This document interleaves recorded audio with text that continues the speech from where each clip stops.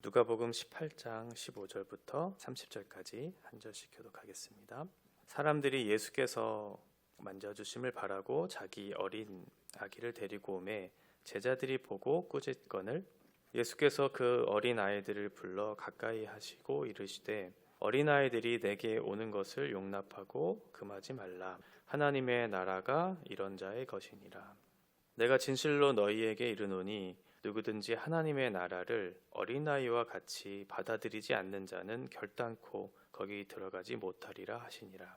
어떤 관리가 물어 이르되 선한 선생님이여 내가 무엇을 하여야 영생을 얻으리이까? 예수께서 이르시되 내가 어찌하여 나를 선하다 일컫느냐? 하나님 한 분 외에는 선한 이가 없느니라. 내가 계명을 안 하니 간음하지 말라, 살인하지 말라, 도둑질하지 말라, 거짓 증언하지 말라, 내 부모를 공경하라 하였느니라. 여짜오되 이것은 내가 어려서부터 다 지키었나이다. 예수께서 이 말을 들으시고 이르시되 내게 아직도 한 가지 부족한 것이 있으니 내게 있는 것을 다 팔아 가난한 자들에게 나눠주라. 그리하면 하늘에서 내게 보화가 있으리라. 그리고 와서 나를 따르라 하시니 그 사람이 큰 부자이므로 이 말씀을 듣고 심히 근심하더라. 예수께서 그를 보시고 이르시되 재물이 있는 자는 하나님의 나라에 들어가기가 얼마나 어려운지 낙타가 바늘귀로 들어가는 것이 부자가 하나님의 나라에 들어가는 것보다 쉬우니라 하시니 듣는 자들이 이르되 그런즉 누가 구원을 얻을 수 있나이까? 이르시되 무릇 사람이 할 수 없는 것을 하나님은 하실 수 있느니라. 베드로가 여짜오되 보옵소서 우리가 우리의 것을 다 버리고 주를 따랐나이다. 이르시되 내가 진실로 너희에게 이르노니 하나님의 나라를 위하여 집이나 아내나 형제나 부모나 자녀를 버린 자는 현세의 여러 배를 받고 내세의 영생을 받지 못할 자가 없느니라 하시니라. 아멘. 인생에 여러 가지 중요한 문제들이 있습니다. 그 문제를 해결하기 위해서 잘 대처하기 위해서 방법을 잘 알아야 하고 또 그 방법을 잘 실천할 수 있어야 되겠죠.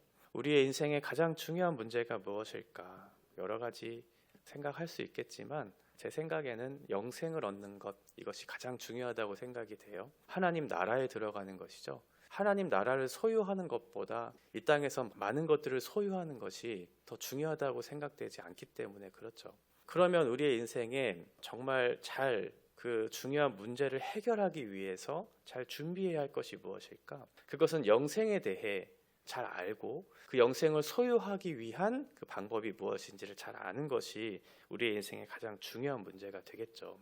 지금 한 관리가 나오는데 관리가 마태복음에 보면 부자 청년으로 나와요. 그러니까 세상적으로 보면 굉장히 이렇게 부러워할 만한 조건을 갖춘 사람이죠. 돈이 많은 사람이에요. 그 돈이 많은 그 사람이 예수님께 와서 이제 얘기하는 거죠. 선한 선생님, 내가 무엇을 하여야 영생을 얻을 수 있겠습니까? 그 영생을 얻을 수 있겠습니까? 이렇게 질문을 해요. 그 질문은 매우 탁월한 질문이죠. 이 땅에서도 많은 것을 누리고 있는 그 사람, 거기에 마음이 빼앗겨 있는 것뿐만 아니라 정말 우리에게 주어질 앞으로의 날들에 대한 어떤 그런 것을 대비하는 그 중요한 질문을 하고 있는 그 관리, 이 사람은 탁월한 질문을 지금 예수님께 하고 있어요. 영생이라고 하는 주제, 누가복음에서는 이미 한번 오늘 18장에 나오고 있는 이 주제를 다룬 적이 있거든요. 10장에 보면 율법 교사가 예수님에게 똑같은 질문을 해요. 어떻게 하면 우리가 영생을 얻을 수 있겠습니까? 라는 그런 질문을 하게 되죠. 그때 예수님께서 대답하시기를 너의 목숨을 다하고 너의 힘을 다하고 뜻을 다하고 너의 마음을 다해서 주 너의 하나님을 사랑하라. 이렇게 얘기하고 있고요. 그리고 내 이웃을 내 자신과 같이 사랑하라. 이것이 예수님께서 그 율법교사의 질문에 대한 대답이었어요. 사랑하라는 거죠. 그 같은 질문이 10장과 18장에 있어요. 그리고 우리가 계속해서 누가복음을 보면서 생각해 볼 것은 그 가운데 제자도에 대한 이야기를 하고 있다는 거예요. 그거는 이제 영생을 얻는 법과 제자로 사는 삶에 대한 것이 서로 연관이 있다는 것을 말씀해 주고 있는 거죠. 예수님께서 오늘 영생을 얻는 것에 대한 가르침을 가르쳐 주시는데 그 본격적인 가르침을 알려주시기 전에 19절에 예수님께서 한 가지 문제 제기를 하고 계십니다. 예수님은 선한이라고 하는 말에 대해서 문제 제기를 하죠. 선하다라고 하는 말을 함부로 사용해서는 안 된다라는 것을 예수님께서 말씀해 주고 있는 거예요. 어찌하여 나를 선하다고 하느냐? 어찌하여 나를 선하다고 하느냐? 하나님 한 분 외에는 선한 분이 안 계시다. 예수님이 선하지 않아서가 아니고 지금 이 사람에게 하나님의 선하심에 주목하게 하고 그 선함의 기준을 하나님의 절대적인 그 존재 앞에 이 선함의 기준을 너희가 두어야 한다는 것을 전제로 하고 나서 그리고 나서 이 말씀을 시작하시려고 하는 거죠. 여기서 우리는 두 가지를 생각해 볼 수가 있는데, 하나는 우리가 생각하는 선이라고 하는 것이 하나님의 절대적인 선하심의 기준에 평가되어야 한다는 거예요. 우리 스스로가 생각했을 때 선하다, 또는 남들이 누군가에게 얘기했었을 때 선하다라고 하는 그 판단 기준은 절대적인 하나님 앞에서 평가되어야지, 우리 스스로 생각하거나 또는 남들과 비교해서 그것이 선함의 기준이 결정되어서는 안 된다라는 것을 먼저 말씀하고 있는 거죠. 그리고 또 하나 생각해 볼 것은, 만약에 하나님께서 그 영생에 대해서 주실 수 있는 분이라는 것을 우리가 알 수 있다면, 그 하나님의 뜻은 언제나 선하다면, 그렇다면 하나님께서 하시는 모든 결정은 옳다라는 것을 우리가 결론 맺을 수 있다라고 하는 거예요. 이 두 가지 사실을 먼저 가르쳐 주시고 난 다음에 본격적인 그 말씀을 하고 계시죠. 20절에 보면 내가 계명을 안 하니 간음하지 말라, 살인하지 말라, 도둑질하지 말라, 거짓 증언하지 말라, 내 부모를 공경하라. 먼저 계명에 대해서 말씀해 주세요. 총 5가지를 말씀하셨는데 이 5가지 모두는 다른 사람들을 대하는 태도와 관련된 것들이죠. 다른 사람들을 어떻게 대하는가에 대한 부분들을 먼저 설명해 주세요. 결국 10장에서 예수님께서 말씀하신 것과 똑같아요. 내 이웃을 내 자신과 같이 사랑하라 라고 하는 이웃에 대한, 사람에 대한 태도를 지금 먼저 말씀해 주고 있죠. 그렇게 살면 너희에게 영생이 주어질 것이다. 나더러 주여 주여 하는 자마다 다 천국에 들어갈 것이 아니고 하늘에 계신 너희 아버지의 뜻대로 행하는 자라야 천국에 들어갈 수 있을 것이다 라는 것을 지금 말씀하고 있는 거죠. 그 계명에 대해서 말씀을 하니까 이제 그 관리가 21절에 제가 어려서부터 그것을 다 지켰습니다. 제가 간음도 하지 않았고요, 살인도 하지 않았고요, 도둑질도 안 했고요, 거짓 증언도 하지 않았어요. 저는 부모를 잘 섬기는, 부모를 공경하는 사람입니다. 이 관리가 생각했을 때 자기의 기준에서, 자기의 선함의 기준에서 판단해 봤을 때 나는 계명을 잘 지켰다고 얘기하는 거죠. 무슨 문제가 있습니까? 라고 하는 그런 마음이 담겨져 있는, 마태복음에 보면 제가 무엇이 부족합니까? 이런 질문하거든요. 저는 부족한 것이 없고 온전하게 그 계명을 잘 지켰으니 천국에 들어갈 충분한 자격이 있습니다라고 그렇게 생각하면서 예수님께 자신 있게 대답을 한 거예요. 그때 예수님께서 말씀해 주시죠. 부족한 것이 있다. 제가 무엇이 부족합니까? 너는 부족한 것이 있다. 이렇게 말씀하세요. 왜냐하면 기본적으로 율법이라고 하는 것이 온전한 것이 아니기 때문에 그렇죠. 율법은 온전한 것이 아니에요. 율법은 선한 것이지만 율법은 온전한 것을 우리에게 가져다 주지 못해요. 왜냐하면 하나님의 뜻을 다 담고 있지 않기 때문에 그래요. 우리가 율법을 잘 지키면 하나님의 뜻을 잘 순종하고 하나님이 기뻐하시는 삶을 다 살아낼 수 있는가? 그렇지 않다는 거죠. 그래서 율법을 문자적으로 알고 지키는 것이 우리가 영생을 얻는 것과 제자된 삶을 살기에는 부족하다. 이런 말씀을 하고 계시는 거예요. 네가 간음하지 않았는가? 네가 살인하지 않았는가? 네가 도둑질하지 않았는가? 그러면 너는 율법을 잘 지킨 것인가? 만약 너희가 살인하지 않았으면 우리가 살고 있는 이 세상은 온전한 세상이 되는가? 그렇지 않다는 거죠. 율법에 규정된 것만 가지고 살면 된다라고 하는 그런 말씀을 하고 계시는 것이 아니고, 율법이 담고 있는 정신, 율법을 통해서 하나님께서 기대하시는 내용, 하나님께서 기대하시는 목적, 이것을 완성하기 위해서 우리에게 주신 것이 율법이죠. 그 율법의 목적, 그 내용은 결국 예수님을 닮아가는 거예요. 그러니까 하나님께서 지금 우리에게 기대하시는 내용은 단순히 문자적으로 우리에게 주어진 그 율법의 규정만을 잘 지켜 행하는 것으로 끝나지 말라고 말씀하고 있는 거죠. 제자들에게 있어서 우리에게는 더 높은 차원에서의 삶의 방식과 삶의 내용들이 있다는 것을 예수님 말씀하고 있는 거예요. 형제끼리 다투지 말아야 한다라고 하는 그런 부모의 요구에 대해서 형제가 다투지 않았어요. 그러면 부모의 뜻을 온전히 순종한 것일까요? 그렇지 않죠. 나는 다투지 않았어. 이게 아니에요. 다투지 말라라고 하는 것은 서로 우애 있게 지내라는 말이죠. 너는 서로 미워하면 안 돼. 나는 저 사람 미워하지 않았으니까 나는 율법을 잘 순종했어. 제가 부족한 것이 있습니까? 라고 질문하지 말라는 거예요. 미워하지 말라는 것은 사랑하라는 거잖아요. 그러니까 예수님의 요구는 하나님의 선함의 기준과 네가 생각하는 선함의 기준이 다르다는 것을 말씀하고 있는 거죠. 살인하지 마라. 저는 누구를 죽이지도 않았습니다. 이것을 기대하는 것이 아니죠. 어떤 사람의 생명을 존중히 여기라는 거죠. 사람을 귀하게 여길 줄 아는 그런 삶을 살아내거라. 그러니 네가 할 일을 다 했다고 말하지 말아라. 내가 기대하는 내용은 그런 것이 아니다. 이렇게 말씀하고 있는 거예요. 그러면서 하나님께서 우리에게 요구하시는 내용을 이제 설명해 주시죠. 22절에 이제 나와요. 두 가지를 말씀하시는데요. 하나는 내 소유를 다 팔아서 가난한 자에게 나누어 주어라. 그러면 천국을 네가 소유할 수 있을 것이다. 도둑질하지 말아라 라고 말씀하셨어요. 그러면 도둑질하지 않았으니 저는 잘 지켰습니다. 그 뜻이 아니다.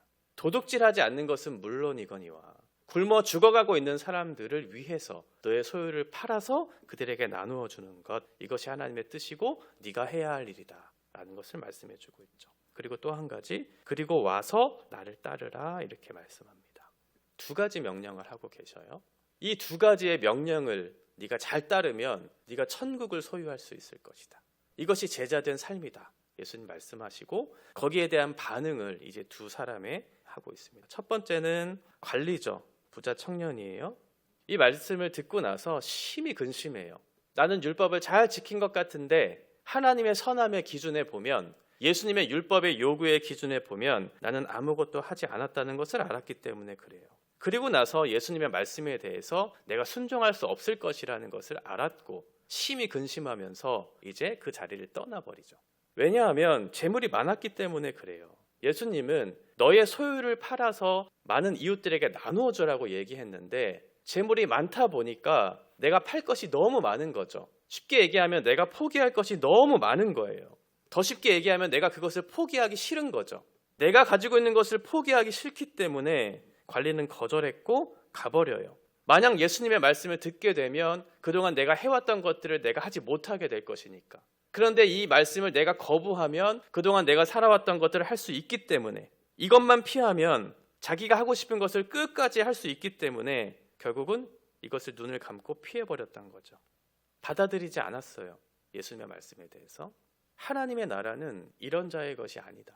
예수님의 말씀을 듣고 거부하고 버리고 도망가 버리는 것이 하나님의 나라에 속한 사람이 아니고 어린아이와 같이 그것을 받아들이는 사람이 하나님의 나라다. 이렇게 예수님 말씀하고 있죠. 결국 이 부자 청년, 이 관리는 자기가 가지고 있는 재물 때문에 천국을 잃어버렸어요. 예수님 말씀해 주셨거든요. 그것을 버리고 나를 따르라고. 따르라는 것은 제자로 살라는 거잖아요. 이 제자로 살 수 있는 기회를 주셨는데 자기가 가진 재물로 인해서 근심하면서 재물 때문에 거절한 거죠. 마치 부자가 나사로를 내쳤던 것처럼 자기가 가진 재물을 바르게 사용하지 못함으로 인해서 오히려 그것이 예수님께 가는 장애물이 되는 그런 일들이 있게 된 거죠. 그런 면에서 우리는 기도할 때 조심해야겠다는 생각도 해요. 하나님, 저에게 많은 재물을 주세요 라고 하는 그 기도 제목이 얼마나 위험한 기도 제목인가. 많은 것을 소유한다는 것은 좋은 것일 수 있지만 그것을 바르게 사용하지 못하면 하나님께 가기에 큰 장애물이 될 수 있기 때문에, 내가 많은 것을 소유했다는 것은 그만큼 큰 책임을 갖고 있다는 것이잖아요. 그런 면에서 많은 것을 소유한 것이 어떤 면에서는 우리에게 큰 위험의 요소가 될 수도 있겠다, 이런 생각이 들었어요. 그러면서 재물이 있는 자 천국에 들어가는 것이 얼마나 어려운가를 설명해 주십니다. 25절에 보면 낙타가 바늘귀로 들어가는 것이 부자가 하나님의 나라에 들어가는 것보다 쉽다. 가진 것을 포기하는 것이 쉽지가 않죠. 재물이라고 하는 것이 그동안 자기가 살아왔던 노력의 하나의 산물로 생각할 수 있기 때문에 그렇죠. 내가 그토록 열심히 노력했고 힘을 다해서 먹지도 자지도 않으면서 노력했는데 그래서 얻은 결과물인데 이것을 내가 어떻게 포기할 수 있겠는가. 돈은 많은 것을 가져다 줄 수 있고 현세에서 일어나는 많은 문제들을 해결해 줄 수 있는 귀한 수단인데 어떻게 내가 이것을 포기할 수 있는가라고 하는 그런 생각들이 들어오겠죠. 그러나 천국에 들어갈 때는 이 재물이 아무런 소용이 없어요. 재물을 많이 가지고 있다고 해도 재물을 바르게 사용하지 못할 때 그것이 천국에 들어가는 장애물이 될 수 있다. 꼭 돈뿐만은 아니겠죠. 우리가 소유하고 있는 것, 그것을 통해서 내 인생을 경영하려고 하는 것, 하나님 대신 더 신뢰하고 있는 것, 이 모든 것들이 장애물이 될 수가 있어요. 제자들은 반응합니다. 그럼 누가 들어갈 수 있습니까? 사람으로서는 할 수 없고 하나님이 그렇게 할 수 있다.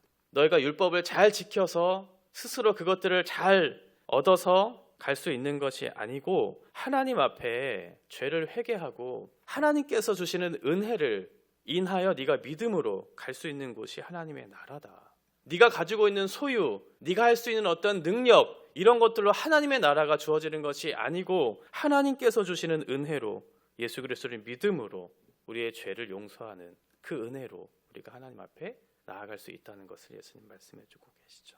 그러면서 베드로가 이런 얘기를 해요. 저희들은 제자들과 함께 포함된 얘기겠죠. 우리는 자기의 것을 버리고 다 따랐습니다.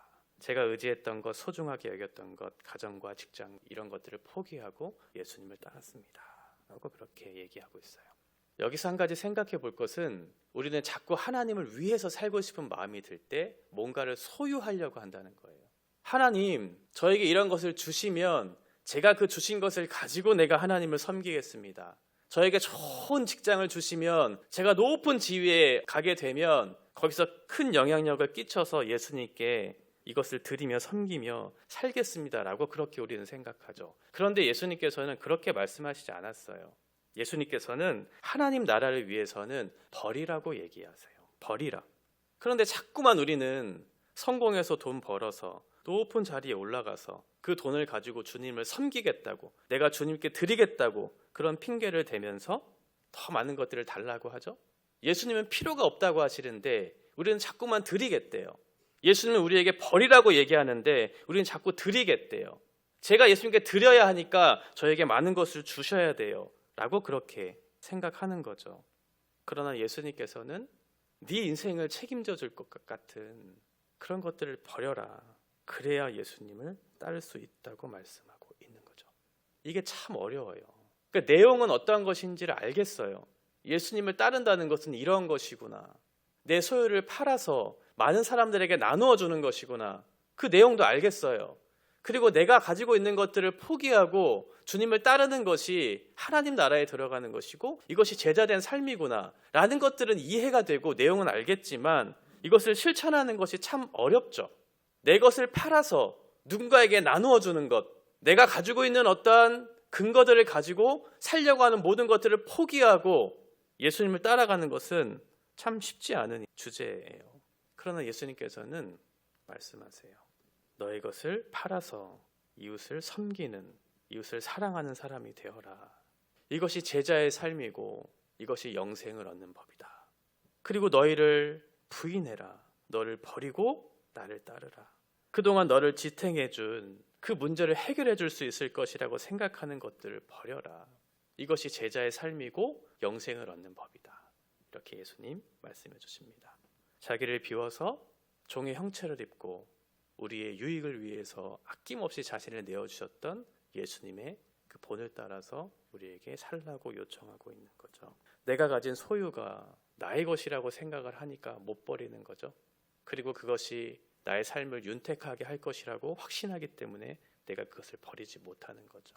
그러나 예수님께서는 그 모든 것들을 팔아서 남을 유익하게 하는, 내 이웃을 내 자신과 같이 사랑하는 그 이웃 사랑을 실천할 때 비로소 네가 천국을 소유할 수 있는 사람이 될 것이고 제자의 삶을 사는 사람이라고 우리에게 말씀해주고 있습니다. 우리가 가진 것이 많지 않아도 우리가 가진 재물과 재능과 우리가 가진 모든 소유들이 하나님의 것임을 인정하고 우리가 나눌 수 있는 것들을 나눌 때 이웃들을 위해서 그 유익을 끼치며 살아갈 수 있을 때 하나님께서 우리를 통해서 영광을 받으실 것이고 그것을 통해서 이 땅에 하나님의 나라가 이루어질 것을 말씀해주고 있습니다. 우리가 가진 작은 것도 나눌 줄 아는, 그리고 내가 가진 소유도 버릴 줄 아는 그런 용기를 가지고 살아낼 때 하나님께서 주시는 복이 무엇인지 우리가 경험하는 그 천국을 경험하는 저와 여러분 되시기를 바랍니다.